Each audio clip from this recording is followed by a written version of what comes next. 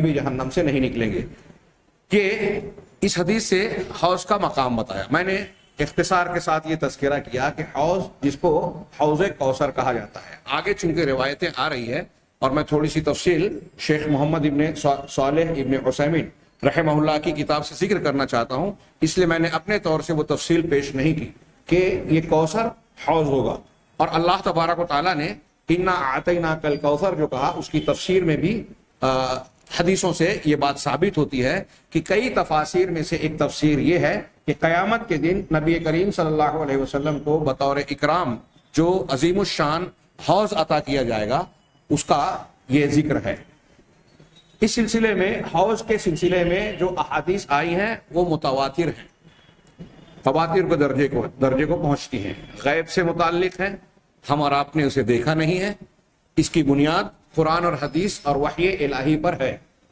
اب جو حدیثیں اس کے سلسلے میں آئی ہیں، اس کے اوصاف بیان کرتی ہیں یا اس کا اثبات کرتی ہیں، یہ آحاد نہیں ہے بلکہ متواتر درجے کو پہنچتی ہے۔ لہذا کوئی اگر اس کا انکار کر رہا ہے تو شریعت سے بالکل پختہ اور یقینی طور پر ثابت شدہ چیز کا انکار کرتا ہے جو کفر کے درجے کو پہنچے گا۔ اسے 50 صحابہ کرام سے زیادہ، یعنی صحابہ کرام کے میں جن لوگوں نے حوض کے بارے میں روایتیں نقل کی ہیں، روایت کی ہیں، ان کی تعداد 50 سے زیادہ ہے۔ اب صحابہ 50 سے زیادہ ہیں تو پھر ان کے شاگردوں کی تعداد کتنی ہوگی؟ اب ایک کے بعد دیکھ رہے کتنی بڑی تعداد میں امت کے افراد نے اسے روایت کیا ہے۔ ان احادیث میں سے کچھ حدیثوں کو، 2 حدیثوں کو یہاں انہوں نے اس کتاب میں نقل کیا۔ شیخان یعنی بخاری اور مسلم نے حضرت عبداللہ بن عمرو بن عاص رضی اللہ تعالی عنہ سے جو روایت نقل کی کہ اللہ کے نبی صلی اللہ علیہ وسلم نے فرمایا، حوضی مسیرۃ شہر، میرا حوض 1 مہینے کی مسافت پر ہے۔ یعنی اگر اس کو طے کیا جائے، اب اس میں یہ ذکر نہیں ہے کہ کس رفتار سے، یہ اللہ بہتر جانتا ہے۔ اگر ہم سے اور آپ سے کہا جا رہا ہے تو ہماری اپنی چال میں جو میانہ چال بھی لی جائے تو 1 مہینے تک ایک آدمی جتنا چلے گا اتنا لمبا، اور پھر دوسری حدیثوں میں ہے کہ اس کی لمبائی اور چوڑائی یکساں ہوگی، ایک جیسی ہوگی،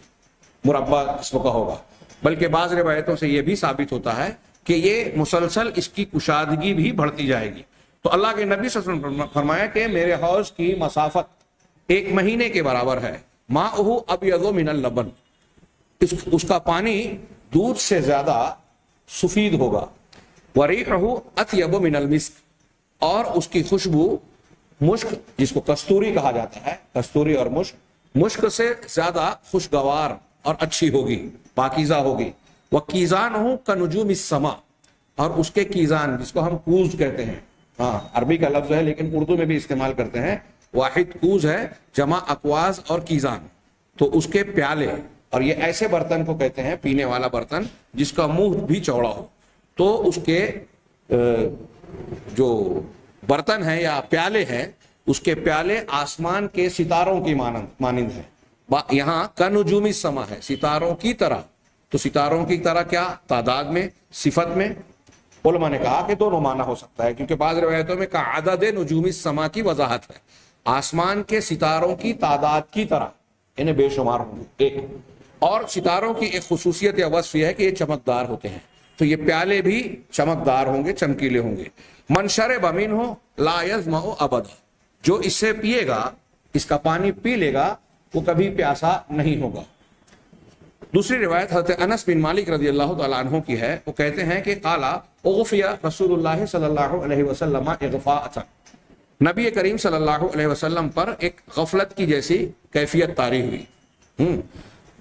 نیند کے جیسی آپ پر، یعنی اونگ سی طاری ہو گئی، آپ پر اونگ طاری ہو گئی۔ ثم رفع راسہ مبتسما، پھر آپ نے مسکراتے ہوئے اپنا سر اٹھایا اور کہا انہ انزلت علی آنفا سورہ، ابھی ابھی مجھ پر قرآن کی ایک سورت نازل کی گئی ہے۔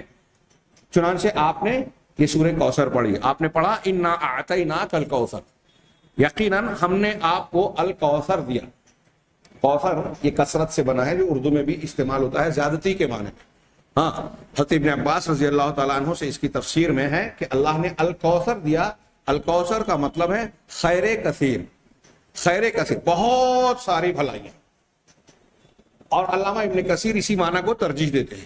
اب اللہ کے نبی صلی اللہ علیہ وسلم کی جو حدیث ہم پڑھ رہے ہیں، اس حدیث میں جنت کی نہر کو بھی الکوثر کہا، دوسری حدیثوں میں حوض کوثر کو بھی کوثر کہا، اور پھر اللہ کے نبی صلی اللہ علیہ وسلم کو اللہ تبارک و تعالیٰ نے یہاں اس صورت کے اندر جو کہا کہ تمہارا دشمن مقطوع النسل ہے، آپ کا ذکر جو ہے وہ کٹنے والا نہیں ہے، اس سیاق و سباق کو دیکھیں تو یہ معنی ہوتا ہے کہ اللہ تعالیٰ نے آپ کو جو بھی بھلائیاں دنیا اور آخرت کی نصیب کو فرمائی ہیں، وہ ساری خیر اور ساری بھلائیاں اس الکوثر کے معنی میں شامل ہیں، یعنی آپ کو بہت سارے خیر اور بھلائیاں دی، اور یہ معنی بھی اس میں شامل ہو جاتا ہے، جنت کی نہر بھی اور حوض کوثر بھی۔ آگے اللہ کے نبی صلی اللہ علیہ وسلم یہ اس صورت کو جب پڑھا، انا اعطیناک الکوثر، یقیناً ہم نے آپ کو الکوثر عطا کیا، یہ اللہ کا احسان و کرم ہے۔ فصلی لربک وانحر،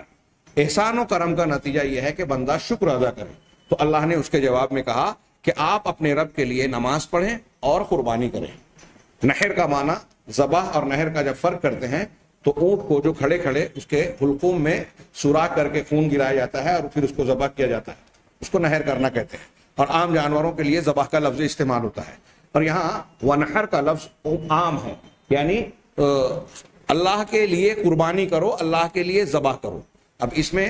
عید الاضحیٰ کے موقع پر ایام تشریق میں جو ذبیحہ کیا جاتا ہے، اللہ کے لیے قربانی کی جاتی ہے، وہ بھی شامل ہے، عام ذبیحے اور صدقہ و خیرات کے ذبیحے جو بھی کیے جاتے ہیں، حج کے درمیان جو ہدیے پیش کیے جاتے ہیں، وہ سارے اس میں شامل ہیں، کہ جس طرح نماز تم اپنے رب کے لیے پڑھتے ہو، اس طرح یہ ذبیحے اور قربانی بھی صرف اللہ کے لیے اور اللہ کے نام پر ہونا چاہیے۔ اس سے ثابت ہوا کہ نماز کی طرح قربانی بھی عبادت ہے، اور جب نماز میں جس طرح رکوع سجدہ اور نماز کے سارے داخلی اور ظاہری، خارجی اور بیرونی اعمال صرف اللہ کے لیے جائز ہے، دوسروں کے لیے کرنا شرک ہے، اسی طرح قربانی بھی اگر کسی اور کے لیے کی گئی، کسی بت کے نام پہ، کسی قبر والے کے نام پہ، کسی بابا پیر ولی نبی کے نام پر، تو یہ بھی شرک ہوگا۔ اب اگر کوئی یہ کہتا ہے کہ ہم نے اگرچہ بابا کے لیے کیا لیکن بسم اللہ اللہ اکبر کہہ کے ذبح کر رہے ہیں، تو آپ کی نیت میں اگر کسی اور کا مقصود ہے اس کی تعظیم کرنا، یا کسی کی قبر اور استھان پہ جا کے وہ ذبیحہ کیا جا رہا ہے، تو وہ اس کے نام کی عبادت ہو جائے گی، یہ اس کا شرک ہو جائے گا، اس کا کھانا حرام ہوگا۔ جو لوگ کہتے ہیں کہ اللہ کا نام لے کے حلال جانور کو کاٹے تو پھر وہ کیسے حرام ہوگا؟ وہ اس لیے حرام ہوگا کہ اس میں شرک کی نجاست اور گندگی لگ جائے گی، جو سور مردار وغیرہ کی نجاست سے زیادہ گھناؤنی گندگی ہے۔ تو اللہ تعالیٰ نے فرمایا کہ ہم نے آپ کو الکوثر دیا، بس آپ اپنے رب کے لیے نماز پڑھیں اور قربانی کیجیے۔ ان شانئک هو الابتر، یقیناً آپ کا دشمن ہی ابتر ہے، یعنی جس کی نسل کٹی ہوئی ہے، جو بے نام و نشان ہے۔ ایک ترجمہ بڑا اچھا کرتے ہیں کہ جو بے نام و نشان، جس کا بعد میں کوئی نام لینے والا نہیں۔ اللہ کے رسول صلی اللہ علیہ وسلم کے جتنے بیٹے پیدا ہوئے،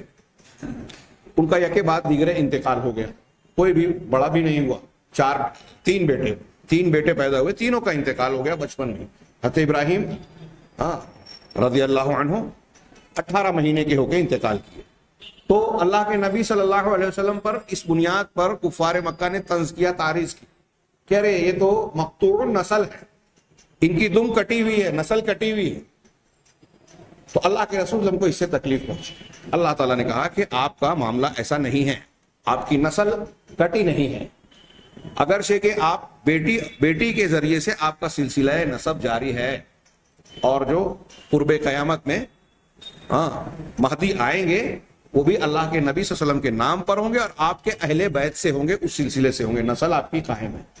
اور پھر اللہ کے نبی صلی اللہ علیہ وسلم کا ذکر خیر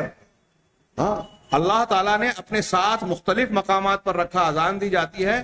تو لا الہ الا اللہ کی شہادت کے ساتھ اشہد ان محمد رسول اللہ کہا جاتا ہے۔ نماز میں التحیات پڑھیں یا درود پڑھیں، اس میں نبی کریم صلی اللہ علیہ وسلم کا ذکر کیا جاتا ہے۔ قرآن میں آپ کا ذکر ہے، آپ کا نام ہے، آپ کا خطاب ہے،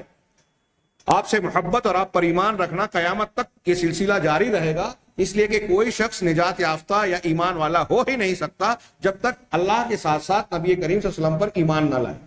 تو آپ کو ایسا جو ذکر خیر دیا، آپ کا دوام، آپ کی رسالت کو جو دوام بخشا، آپ کو دنیا کی بھی جو نعمتیں اور پھر اتنی خصوصیات دی، ایک باقاعدہ